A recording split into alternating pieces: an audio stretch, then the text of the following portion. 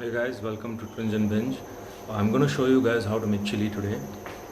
Chili is a dish that was originated in Texas, and they used minced beef to make it. We're going to do it with a little twist today. We're going to be using mutton instead of minced beef, and we're not going to use minced mutton, or we call it keema.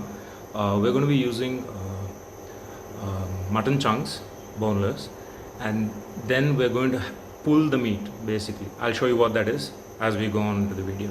So let's start. Chili requires 10 ingredients to make. The first ingredient would be jalapenos. It's always preferable to get the fresh jalapenos in comparison to the tinned or any other version. Second ingredient is celery. Third ingredient is red beans. And fourth ingredient is tomatoes. The red beans, try to get 2 tins in water, and tomatoes, try to get the tins without seasoning. The fifth ingredient is cinnamon. 2 to 3 stalks of cinnamon is fine.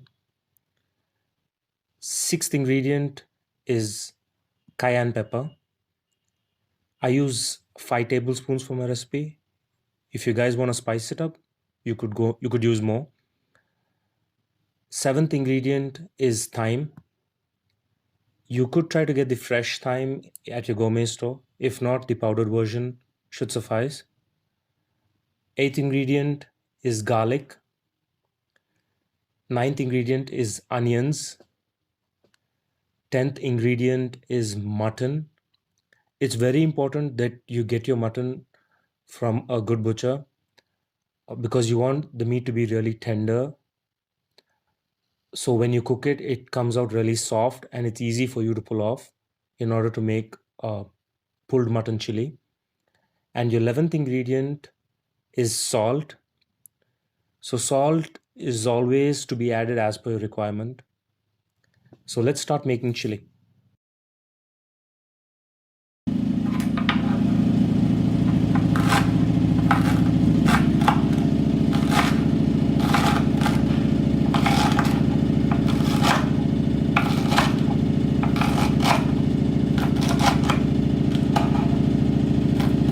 I like to chop my celery up to like bite-sized pieces.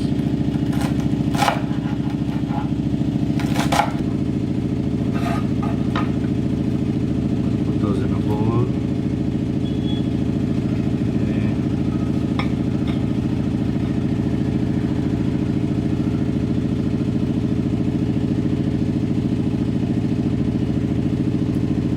Just kind of get my jalapenos.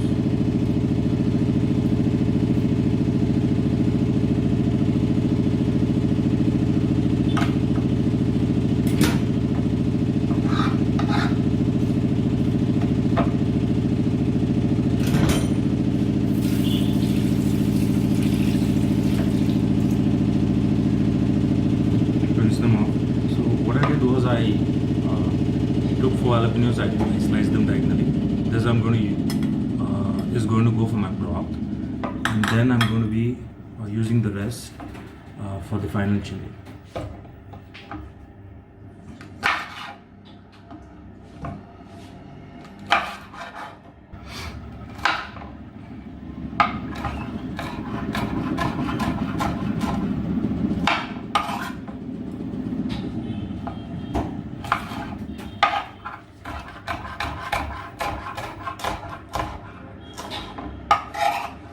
Okay, now that's done.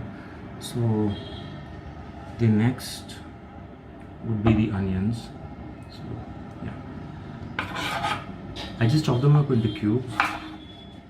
You don't want to chop them up into cubes, that's also fine. You could just go for slices. I like mine a little more finer, so it kind of dissolves into the broth and you don't know, you won't even have that feel that onions have been added.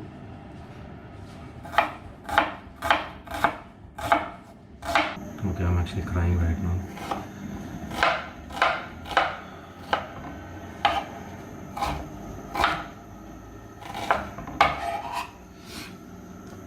So the last ingredient would be actually garlic. you get garlic pods, you peel them up, and you just chop them fine. If you don't want to chop them up fine, you like the chunks, you could just cut them into halves, or you could leave them whole, but just smash them up a bit so the flavor seeps out.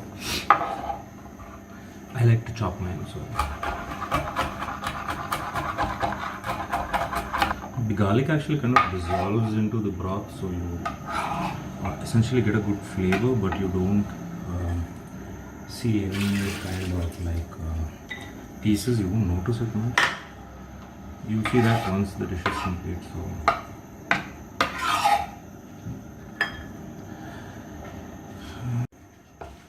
So most of my prep work is done.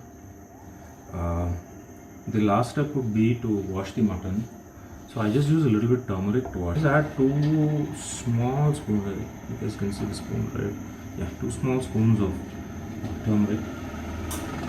Just give that a quick mix, quick turn, and then what I do is I just fill it up with water and rinse it off. I'm going to be adding around 5 tablespoons of chili to it. I usually go with Guntur Chilli because it's really got the spice.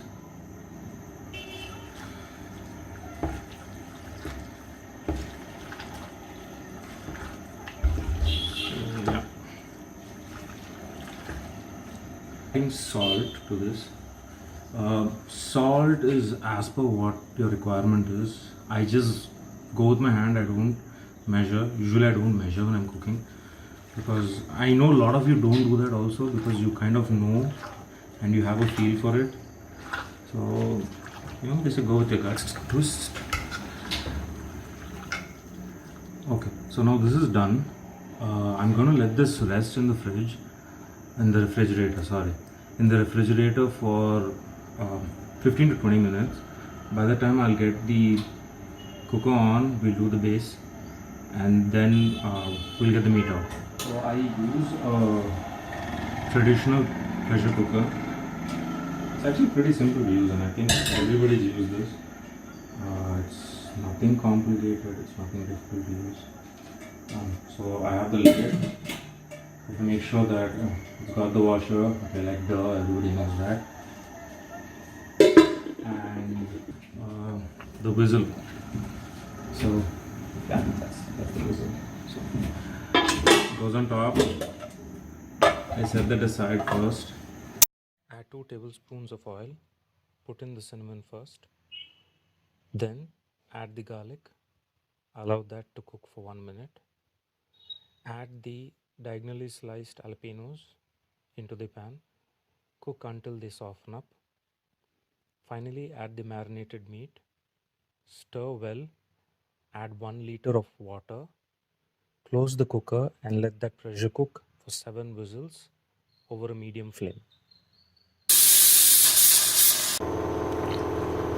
Okay, so the meat is cooked now. See, it's cooked perfectly. So what we're going to do now is we're going to separate the broth and the meat. We're going to filter out all the jalapenos, the cinnamon sticks, everything out.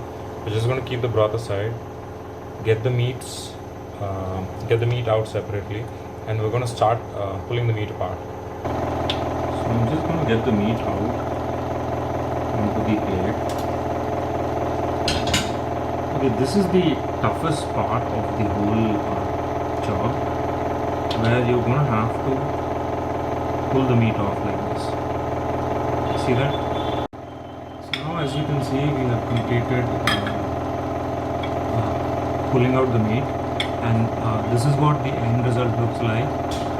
Now we are going to make our chili with the pulled meat and the broth, as you can see, that we made from scratch using the mutton.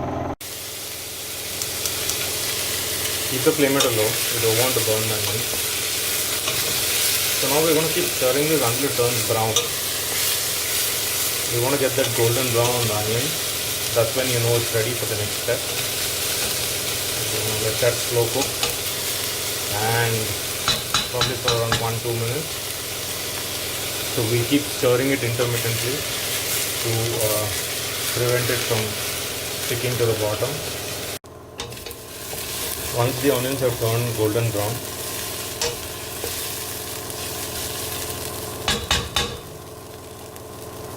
time to add in the tomatoes.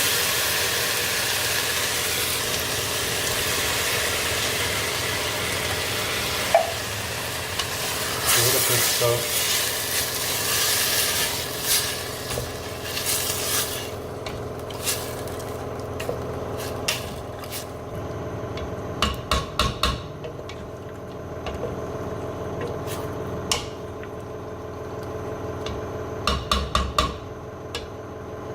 Add in the beans. Drain off the water and just add in the beans.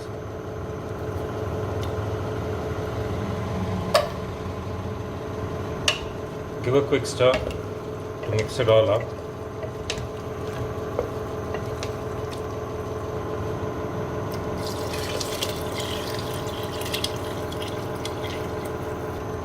Once the broth is added, we give that a quick stir. We're going to add in the pulled mutton right now.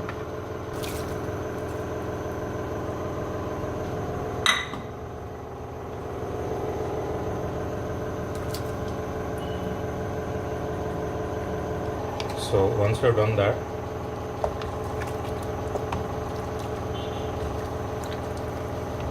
we stir it well.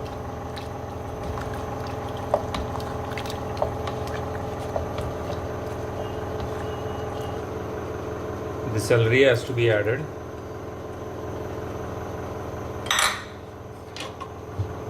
Give that a quick stir.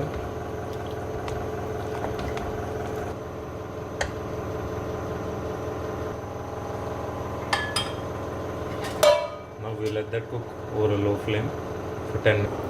Add in the cilantro as the final ingredient. Stir well.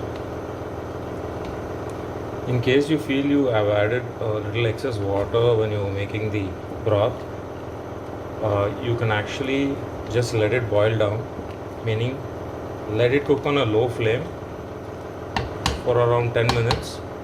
So most of the excess water evaporates. And soon enough, your chili is ready. Your chili is now ready to eat. So let's serve it up.